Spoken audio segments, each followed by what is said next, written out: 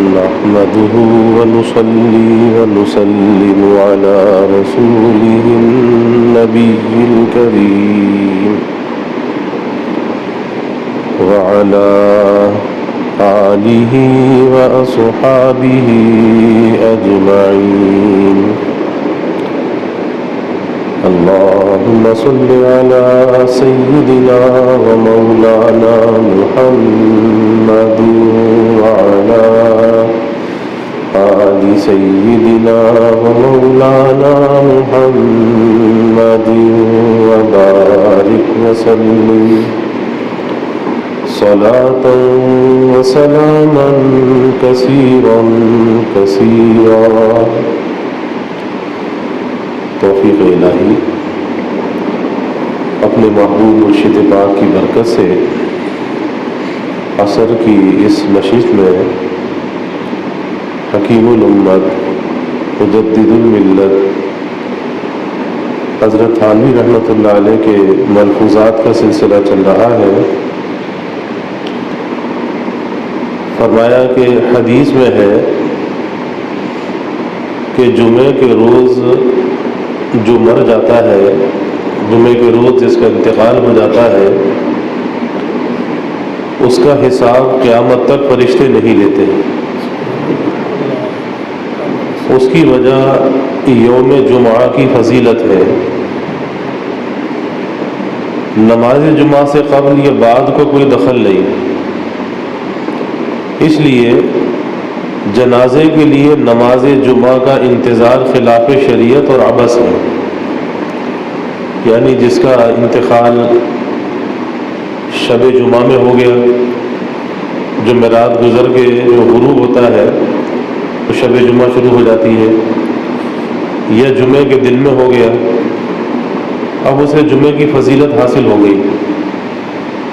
اب یہ سوچنا کہ اس کے لیے نماز جمعہ کا انتظار کیا جائے نماز جنازہ میں، تو یہ خلاف شریعت ہے. کیونکہ شریعت نے جن کاموں میں عجلت کا حکم دیا ہے، تعجیل کا، اس میں سے یہ بھی ہے کہ جب کسی کا انتقال ہو جائے تو اس کی تدفین میں جلدی کرو، کسی کا انتظار نہ کرو، اور جتنا جلد سے جلد اسے اس کے مقام تک پہنچا سکتے ہو اتنا جلد پہنچا دو. اس میں عجلت کا حکم ہے، تاخیر کا حکم نہیں ہے، اور تاخیر کرنا خلاف شریعت ہے. رہی جمعے کی فضیلت، تو جمعے کی فضیلت تو اسے حاصل ہو گئی کہ اب قیامت تک فرشتے اس سے حساب نہیں لیتے. قیامت تک کے لیے اسے ایسے ہی چھوڑ دیا جاتا ہے، اور پھر روز حشر جو اس کا حساب ہو. دوسرا ملفوظ فرمایا کہ توجہ مرشد کی اس وقت نافع ہوتی ہے جب کہ اس کی اطاعت کی جائے اور اس کے بتلانے کے موافق عمل کیا جائے، اور اپنے کو اس کے ہاتھ میں مردہ بدستے زندہ کر دیا جائے، جیسے مردہ زندہ کے ہاتھ میں ہوتا ہے کہ وہ جس طرح چاہے تم میں تصرف کرے. اس کے بعد جو توجہ مرشد کی ہوتی ہے وہ واقعی کیمیا ہوتی ہے، کیمیا ہوتی ہے. اب ایک تو یہ ہے کہ توجہ دو قسم کی ہوتی ہے. ایک تو توجہ متعارفہ ہوتی ہے بعض سلاسل میں کہ مرید کو سامنے بٹھا کر پیر توجہ ڈالتا ہے، اس کے قلب کی طرف متوجہ ہوتا ہے، اور اس توجہ کے ذریعے سے، توجہ متعارفہ کے ذریعے سے اس کے دل کے اندر ایک ہلچل سی پیدا ہوتی ہے تاکہ اس کے اندر کچھ تحریک پیدا ہو نیکی کرنے کی، گناہ سے بچنے کی. لیکن چونکہ وہ خارجی چیز ہے، وہ انسان کے اندر کی چیز نہیں ہے، اس لیے اس توجہ کا جو اثر ہے وہ دیر پا نہیں ہوتا. اور اس کی مثال حکیم الامت حضرت تھانوی رحمۃ اللہ علیہ یہ بیان فرماتے تھے کہ جیسے ایک آدمی سخت سردی کا زمانہ ہے، وہ کسی آگ کے پاس بیٹھا ہے یا تنور کے پاس بیٹھا ہے، اسے ہیٹ پہنچ رہی ہے، لیکن جب وہ وہاں سے اٹھ کر باہر جائے گا تو وہ حرارت اس کے اندر نہیں تھی، وہ خارجی چیز تھی، تو باہر جاتے ہی اس کا اثر ختم ہو جائے گا۔ اور پھر ہمارے مشائخ نے اس کو پسند بھی نہیں کیا۔ ہمارے حضرت مسیح الامت دبر اللہ مرقدہ فرمایا کرتے تھے کہ بھائی جتنی دیر آدمی مخلوق کی طرف متوجہ رہے، یعنی پیر مرید کی طرف توجہ ڈال رہا ہے، اپنی توجہ کو یکسو کر کے اس کے قلب پہ توجہ ڈال رہا ہے، تو جتنی دیر مخلوق کی طرف متوجہ رہے، ارے اتنی دیر مالک اور خالق کی طرف توجہ کیوں نہ کرے؟ تو اس لیے اس توجہ کو، جو توجہ متعارفہ ہے، اس کو ہمارے اکابر نے پسند نہیں کیا۔ ایک واقعہ ہمارے حضرت نبر اللہ مرقدہ سنایا کرتے تھے کہ ہمارے یہاں سکھر میں ایک محلہ ہے، تو وہاں پر پتہ چلا کہ جی کوئی پیر صاحب آئے ہیں اور وہ مریدین پر توجہ ڈال رہے ہیں، اور جب مریدین پر توجہ ڈالتے ہیں تو مرید جو ہے وہ لوٹ پوٹ ہونے لگتا ہے، خلا بازیاں کھانے لگتا ہے۔ تو ہمارے ہاں بزرگوں میں سے ہوئے حکیم سید ابراہیم رضوی رحمۃ اللہ علیہ، بڑے اللہ والے تھے، تو ہمارے حضرت رحمۃ اللہ علیہ ان کے پاس جایا کرتے تھے، تو ہمارے حضرت سے کہا کہ چلو آؤ دیکھ کر تو آئے کہ کیا ہو رہا ہے۔ جب وہاں پہنچے تو دیکھا تو یہی ہو رہا ہے کہ پیر صاحب توجہ ڈال رہے ہیں اور مرید گر جاتا ہے، لوٹنے پوٹنے لگتا ہے۔ تو بس دیکھا اور کہا کہ چلو واپس چلتے ہیں، اور پھر آ کر حضرت نے یہ کہا، حضرت سید حکیم ابراہیم رحمۃ اللہ علیہ نے کہا کہ یہ جو توجہ جن پر پڑ رہی ہے اور یہ لوٹ پوٹ جو ہو رہے ہیں، ان کی فرائض بھی ان کے باقی نہیں رہیں گے، کیونکہ ایسا آدمی یہ سمجھتا ہے کہ بس دوسرے کی توجہ سے کام چل جائے، مجھے خود کچھ نہ کرنا پڑے، اور دوسرے کی توجہ سے کبھی کام نہیں چلا کرتا، کرنا تو خود ہی کچھ پڑتا ہے۔ نیکی کرنے میں بھی، گناہ سے بچنے میں بھی خود انسان کو کچھ کرنا پڑتا ہے، اپنی صلاحیتوں کو استعمال میں لانا پڑتا ہے، اور جو اس آسرے میں رہے، اس امید میں رہے کہ دوسرے کی توجہ سے کام ہو جائے، تو وہ دھوکہ ہے، اس طرح سے کام ہوا نہیں کرتا۔ اور اس پر حضرت سید حکیم ابراہیم رضوی رحمۃ اللہ علیہ ایک شعر پڑھا کرتے تھے، توجہ ہے نہ ہو حق ہے، تصرف ہے نہ چلے ہے۔ چلے سے مراد جو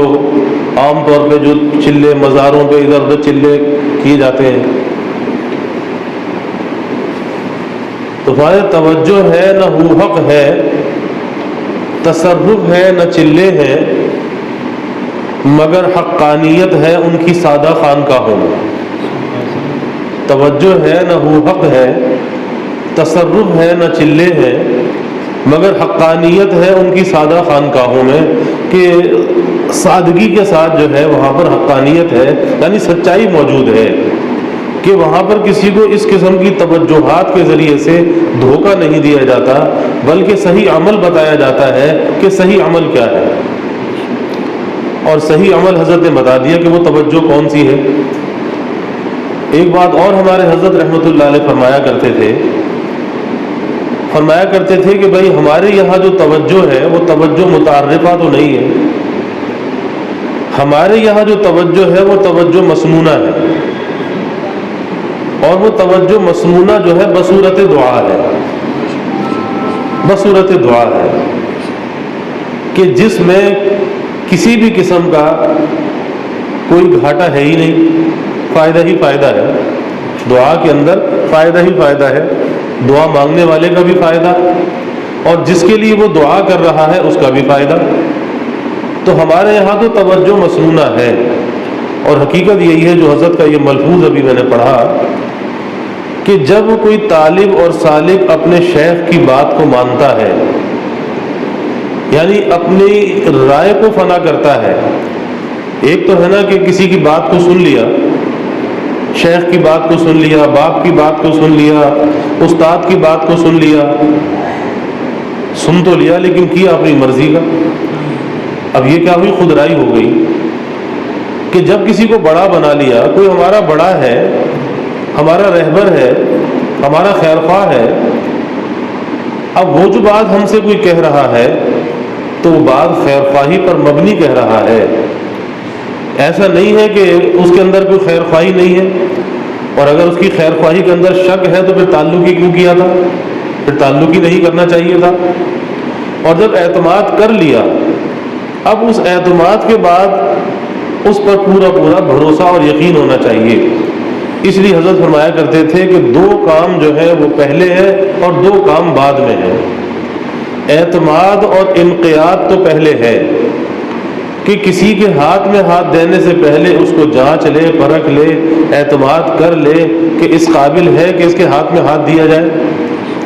اسے اپنا رہبر بنایا جائے، اسے اپنا مشیر بنایا جائے، اس سے مشورہ لیا جائے، اس کی اہلیت ہے۔ اور جب یہ اعتماد اور انقیاد قائم ہو جائے، یقین کا درجہ آ جائے، انقیاد کہ ہاں یہ میرے حق میں خیر خواہ ہے، اور وہ چاہے کہ مشہور زمانہ آدمی نہ ہو، کیونکہ ایک دھوکہ یہ بھی لگتا ہے کہ بہت سے لوگ مشہور زمانہ کی طرف جاتے ہیں کہ کسی بڑے شیخ سے بیعت ہوں گے جس کی شہرت ہو، مشہور زمانہ ہو،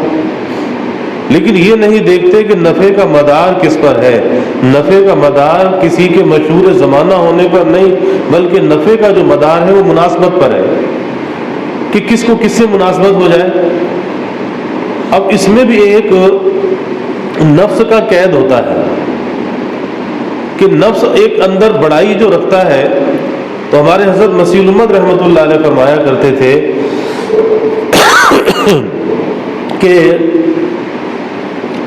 آج کل ہر آدمی نے دو شیخ بنا رکھے ہیں،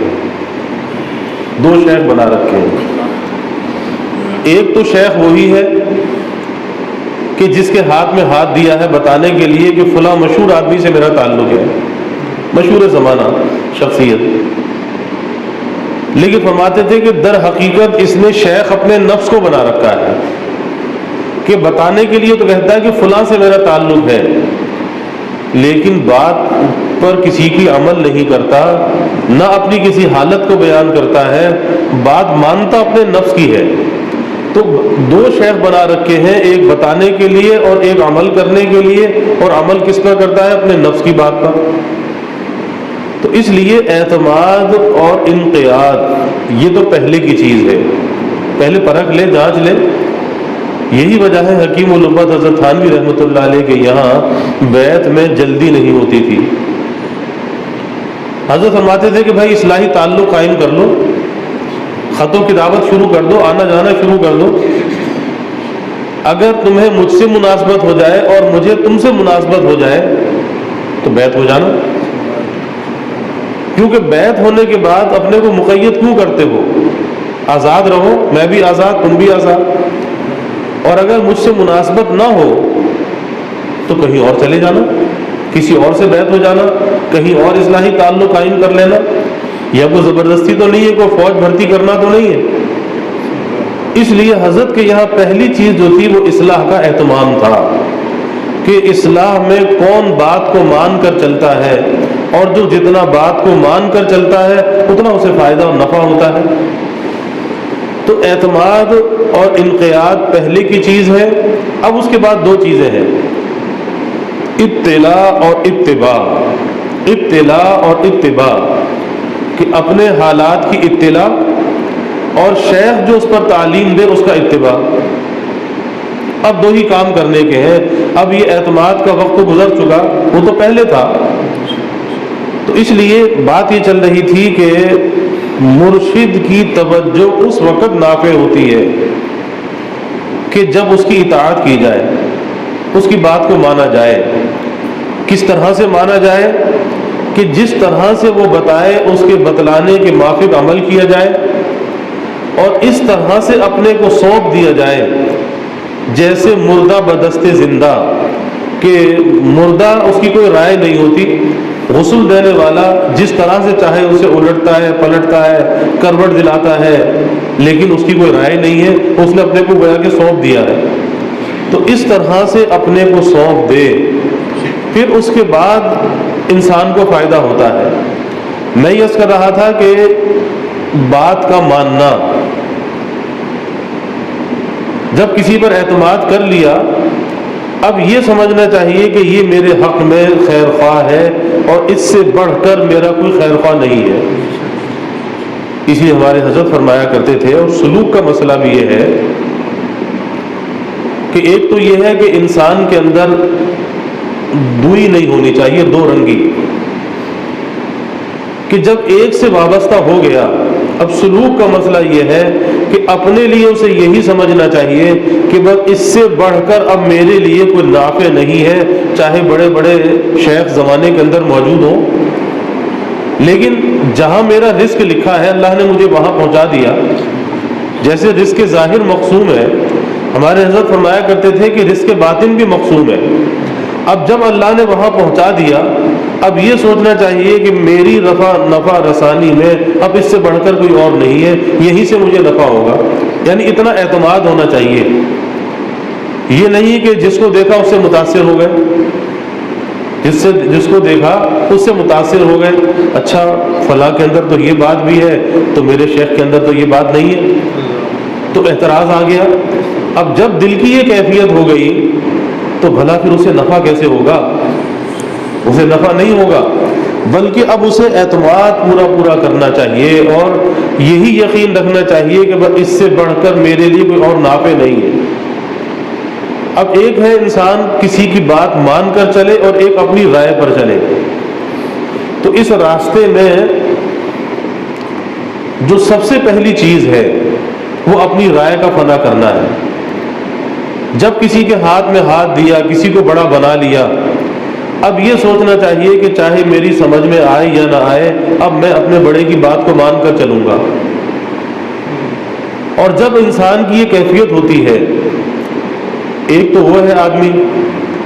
کہ جس کو کہا جائے کہ بھئی ایسا کر لو تو وہ سوچنے لگے، کیا سوچنے لگے کہ ایسا کرنے میں کیا مصلحت ہے، ایسا کرنے میں کیا حکمت ہے، ایسا کیوں بتلایا جا رہا ہے، تو بجائے کرنے کے، بات ماننے کے، وہ مصلحت اور حکمت کو ڈھونڈنے لگے، علل اور حکم کے پیچھے پڑ جائے کہ اس کی علت کیا ہے، اس کا سبب کیا ہے، تو یہ تو ترقی نہیں کر سکتا، یہ تو رہ جائے گا۔ اور ایک وہ شخص ہے کہ جو بلا چون و چرا کے بات کو مان لیتا ہے، مان لیا، جس نے بات کو مان لیا، اس بات ماننے کا فائدہ یہ ہوتا ہے کہ اللہ تعالیٰ اس کی علل اور حکم بھی سمجھا دیتے ہیں، اس کو ظاہر کر دیتے ہیں۔ لیکن بات یہ ہے کہ پہلے مانے تو صحیح، اور اگر نہ مانا اور اگر اس کی علل اور حکم ہی ڈھونڈتا رہا، کیا علت ہے، کیا حکمت ہے، کیا مصلحت ہے، تو نہ علت اور حکمت معلوم ہوگی، نہ مصلحت معلوم ہوگی، اور نہ یہ ترقی کر سکے گا، یہ رہ جائے گا۔ تو اندر اگر کوئی بات آتی ہے، اس کی مصلحت، اس کی حکمت، اب یہاں پر اپنے نفس پر چوٹ مارنی چاہیے کہ بھئی جو بھی ہے بڑے نے کہا اس میں خیر خواہی ہے، ہاں اتنی سی بات ہے کہ خلاف شریعت تو کوئی کام نہیں ہے، کیونکہ اگر خلاف شریعت کوئی کام ہے تو پھر وہاں پر تو شیخ کی بات بھی نہیں مانی جائے گی، وہاں پر تو باپ کی بات بھی نہیں مانی جائے گی، وہاں تو شوہر کی بات بھی نہیں مانی جائے گی کہ اگر وہ خلاف شریعت کوئی کام کرائے۔ اور اگر شریعت کی حدود کے اندر رہ کر کوئی کام ہے تو وہاں پر اس کی بات کو ماننا چاہیے۔ کبھی ہوتا ہے کہ کسی کے نوافل چھڑوا دیے جاتے ہیں، کبھی ہوتا ہے کہ کسی کا ذکر چھڑوا دیا جاتا ہے، تلاوت میں لگا دیا جاتا ہے،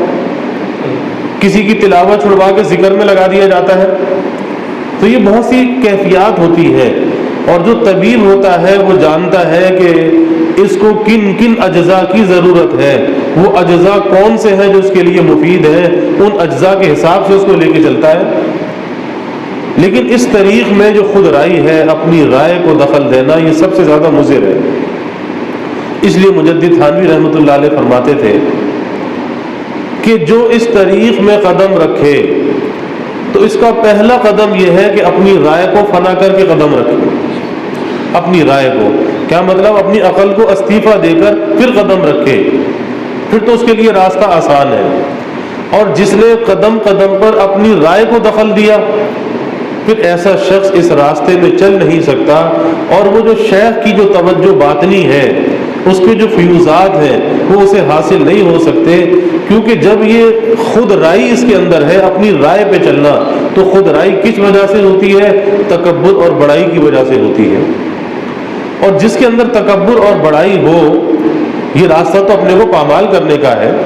اب اس بڑائی کے ساتھ اللہ والوں کا جو فیض ہے وہ اس کی طرف منتقل کیسے ہو؟ وہ فیضان شیخ منتقل کیسے ہو؟ اس بڑائی کے ساتھ، اس انا کے ساتھ، خودرائی کے ساتھ وہ فیض منتقل نہیں ہو سکتا۔ اور یہ ایک حقیقت ہے کہ جب آدمی اپنے بڑے کی بات کو مانتا ہے، ان کے دل سے جو دعا نکلتی ہے، خدمت کرتا ہے، ان کے دل سے جو دعا نکلتی ہے، وہ انسان کی تقدیر کو بدل دیتی ہے۔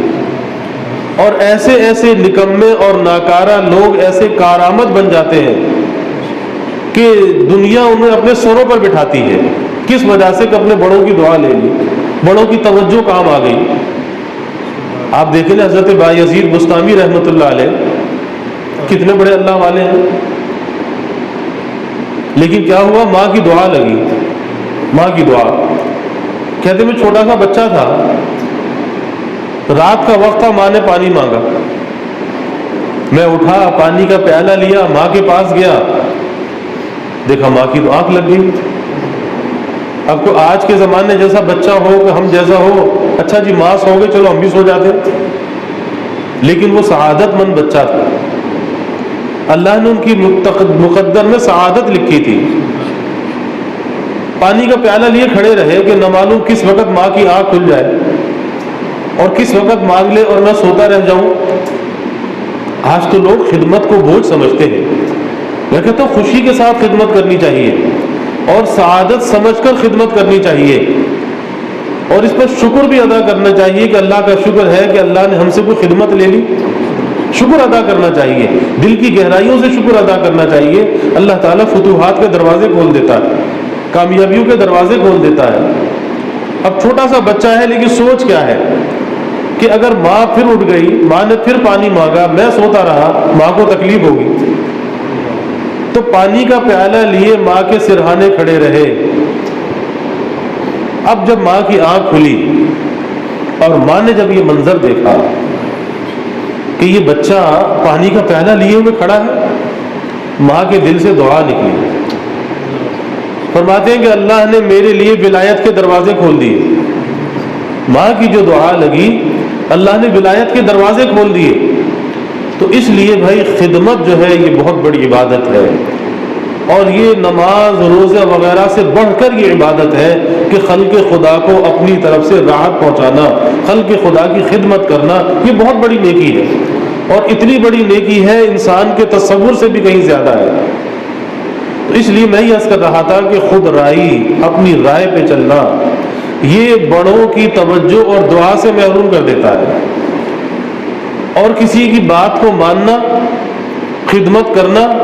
یہ بڑوں کی توجہ اور دعا کے حصول کا ذریعہ بن جاتا ہے۔ وقت تو گزر جاتا ہے، یہ نہیں کہ وقت نہیں گزرتا، وقت گزر جاتا ہے، کام بھی نکل جاتے ہیں، لیکن ہم نے اپنے حصے میں کتنی سعادتیں جمع کی، یہ ہمیں دیکھنا چاہیے کہ ہمارے حصے میں کتنی سعادتیں آئیں۔ وقت آیا، وقت آ کے گزر گیا، لیکن ہم اس کی سعادت کو حاصل کر سکے یا نہیں کر سکے، یا ہم اپنی انا کے اندر مبتلا رہے۔ یہ انسان کا امتحان ہوتا ہے، اور ہم میں سے ہر انسان اس امتحان کے مراحل سے زندگی کے اندر گزرتا ہے، ضرور گزرتا ہے، اور وہ چند لمحات ہوتے ہیں زندگی کا، کوئی ایسا لمحہ ہوتا ہے کہ جہاں پر انسان کی کایا پلٹ جاتی ہے اور آنن فانن کہیں سے کہیں نکل جاتا ہے۔ کسی کی توجہ، کسی کی دعا ایسی لگتی ہے کہ نہ معلوم کہاں سے کہاں نکل جاتا ہے۔ تو اس لیے پہلی چیز یہ ہے کہ اپنی رائے کو انسان فنا کر دے، اور ہر چیز کو اپنی عقل کی کسوٹی پہ نہ پرکھے کہ جی میری عقل میں آئے گا تو میں کروں گا، اور میری عقل میں نہیں آیا تو نہیں کروں گا۔ تو عقل کی حیثیت ہی کیا ہے؟ یہ عقل ہے کتنی سی کہ ہر بات اس کے اندر آ جائے اور ہر بات کو یہ سمجھ لے؟ ارے بھائی کو بغیر سمجھے بھی کام کر لینا چاہیے۔ بڑوں کا دل خوش ہوگا، اور بڑوں کا دل جب خوش ہوگا خود بخود تمہاری سمجھ میں آ جائے گا، اس کے فائدے تمہیں محسوس ہونے لگیں گے۔ تو پہلا قدم جو ہے وہ اپنی رائے کو بھائی فنا کرنا ہے، اگر ہم کچھ حاصل کرنا چاہتے ہیں اس خودی کو فنا کر دیں اور اپنے بڑوں کی ایسی خدمت کریں، اپنے مشائخ کی ایسی خدمت کریں، ان کا ایسا کہنا مانیں کہ جب وہ دعا کے لیے ہاتھ اٹھائے تو بے ساختہ ہمارے لیے دعا نکلے۔ ہمارے حضرت رحمۃ اللہ علیہ فرمایا کرتے تھے کہ حضرت مسیح الامت نور اللہ مرقدہ کی خدمت میں خط لکھا کرتے تھے، دعا کے لیے بھی لکھا کرتے تھے، تو جواب میں یہ لکھ کر آتا تھا کہ آپ کے لیے دعائیں وظیفہ بن چکی ہیں، دعائیں آپ کے لیے وظیفہ بن چکی ہیں۔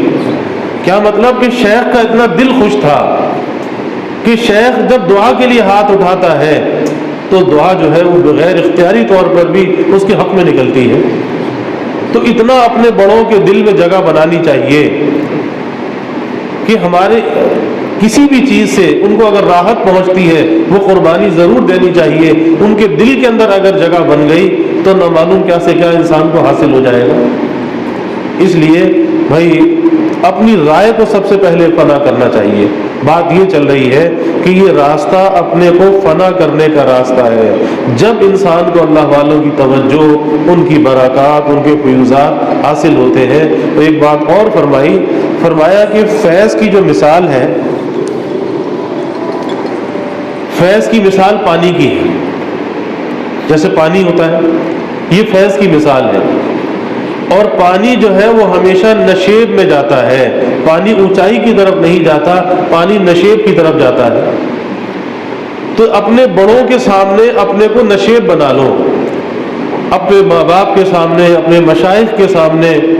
اپنے کو چھوٹا بنا لو، نشیب بنا لو، یعنی عاجزی اختیار کر لو۔ اور جب تم عاجزی اختیار کرو گے، نرمی اختیار کرو گے، تو اللہ والوں کا جو فیضان ہے، والدین کی جو دعائیں ہیں، توجہات ہیں، وہ خود بخود تمہاری طرف منتقل ہونے لگیں گی۔ اور پھر اس کا فائدہ کیا ہوگا؟ اس کا فائدہ یہ ہوگا کہ جب وہ فیض تمہاری طرف منتقل ہوگا، وہ توجہ تمہاری طرف منتقل ہوگی، اس کا فائدہ یہ ہوگا کہ ایک باطن کے اندر انسان کو تبدیلی محسوس ہوتی ہے،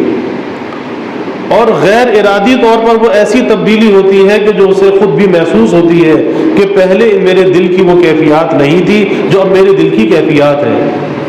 اسے عبادت میں مزہ آنے لگتا ہے، اس کی لذت محسوس ہونے لگتی ہے، ذکر کی لذت محسوس ہونے لگتی ہے، نمازوں کی لذت محسوس ہونے لگتی ہے، یعنی دل کی دنیا اندر سے کچھ بدل رہی ہے۔ یہ ساری کیفیات اس کے اندر پیدا ہونے لگتی ہیں، اور یہ کس چیز کا نتیجہ ہوتا ہے؟ یہ بڑوں کے دل کو خوش کرنے کا نتیجہ ہوتا ہے۔ اسی لیے مجدد تھانوی رحمۃ اللہ علیہ فرمایا کرتے تھے، اور کل جمعے کے بعد بھی حضرت کا ملفوظ گزرا، حضرت نے فرمایا کہ میں نے بظاہر اپنے بڑوں کی بہت زیادہ خدمت نہیں کی، لیکن ایک بات ہے کہ میں نے ایک منٹ کے لیے بھی کبھی اپنے کسی بڑے کا دل نہیں دکھایا، بہت زیادہ خدمت نہیں کی، یعنی کوئی سر دبایا ہو، کوئی پاؤں دبائے ہوں، کوئی جوتیاں اٹھائی ہوں، بہت خدمت نہیں کی، لیکن ایک منٹ کے لیے بھی حضرت نے فرمایا کہ میں نے کبھی اپنے بڑوں کا دل نہیں دکھایا۔ تو اگر آدمی خدمت نہ کر سکے، کم از کم اتنا تو ضرور کرے کہ اپنے بڑوں کا دل نہ دکھائے، اور کوشش تو یہ ہونی چاہیے کہ بھائی راحت رسانی کا اہتمام کرے اپنے بڑوں کے لیے، کیونکہ وہ دعائیں ایسی ہیں کہ انسان کی تقدیر کو بدل دیتی ہیں، اس کے لیے کامیابیوں کے راستے کھول دیتی ہیں۔ تو حضرت فرما رہے ہیں کہ جو مرشد کی جو توجہ ہے،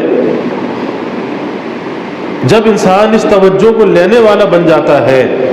اور وہ لینے والا جب بنتا ہے کہ جب وہ بات کو مانتا ہے، اور بات وہ مانتا ہے جس کے اندر عاجزی ہوتی ہے، جس کے اندر خودرائی نہیں ہوتی، تو یہ توجہ کیا ہے؟ یہ کیمیا اثر ہے۔ کیمیا کیا ہے؟ کہ جڑی بوٹی سے جو ہے وہ کیمیا بنائی جاتی ہے، یعنی سونا چاندی جڑی بوٹیوں سے بنایا جاتا ہے، اور پہلے لوگ بڑے اس کے دیوانے اور پاگل ہوا کرتے تھے۔ حکیم الامت حضرت تھانوی رحمۃ اللہ علیہ فرماتے تھے کہ بھائی اصل کیمیا تو اللہ والوں کی جوتیوں میں ملتی ہے، کہ تم اپنے کو اللہ والوں کی جوتیوں میں پامال کر دو، پھر وہ جو تمہیں کیمیا حاصل ہوگی وہ کیمیا ایسی ہوگی کہ دنیا والوں کو اس کی خبر بھی نہیں لگی کہ وہ کیمیا کیسی کیمیا ہے، اور وہ کیمیا ایسی ہوگی کہ اس کیمیا کو اپنے دل میں تم خود محسوس کرو گے۔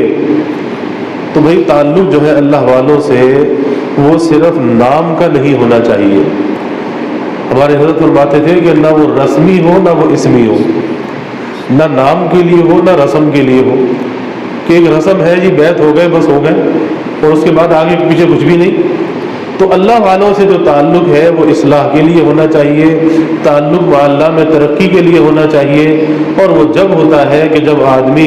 اپنی رائے کو فنا کر کے اپنے بڑوں کی بات کو مان کر چلے، پھر اللہ تعالیٰ کامیابی کے فتوحات کے دروازے کھول دیتے ہیں۔ اللہ تعالیٰ ہمیں اس کی توفیق عطا فرمائے۔ وآخر دعوانا الحمدللہ۔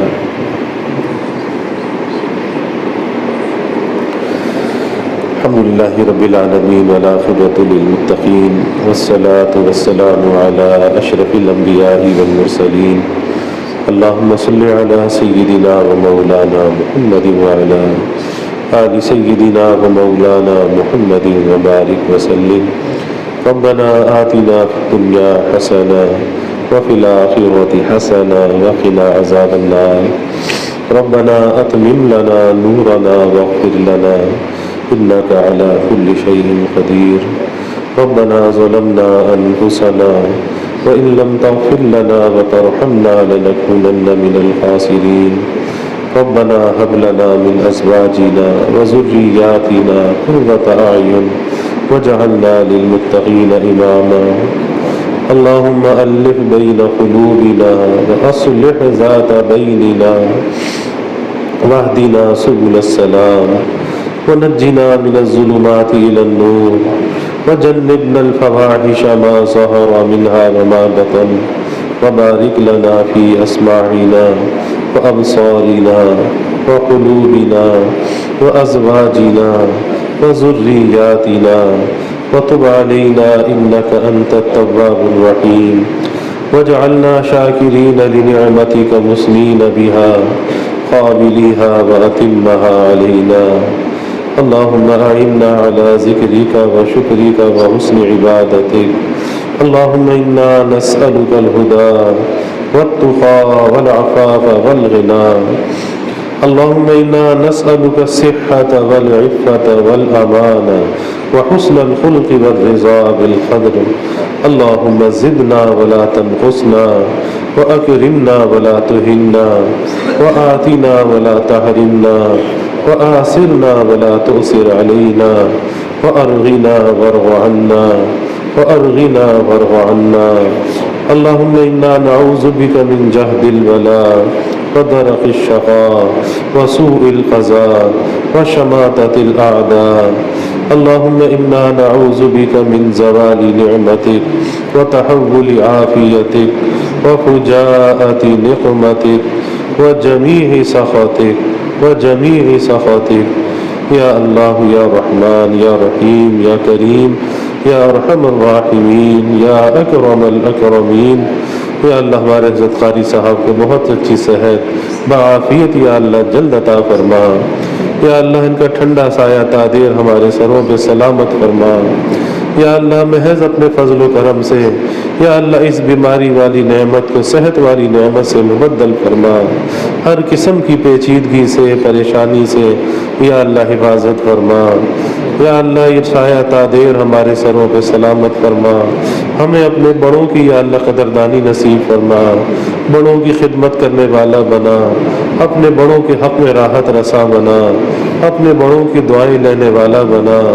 اے اللہ ہماری غفلتوں کو کوتاہیوں کو معاف فرما،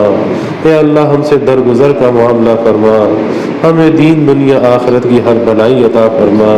ہر شر سے ہر فتنے سے حفاظت فرما،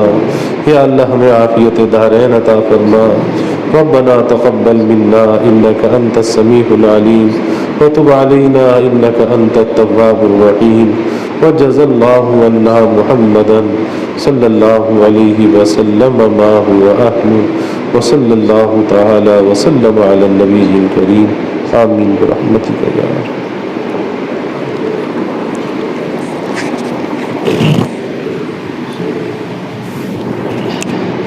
اچھا بڑی تکلیف ہے آپ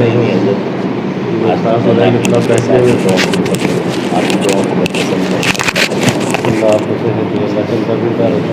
آپ کو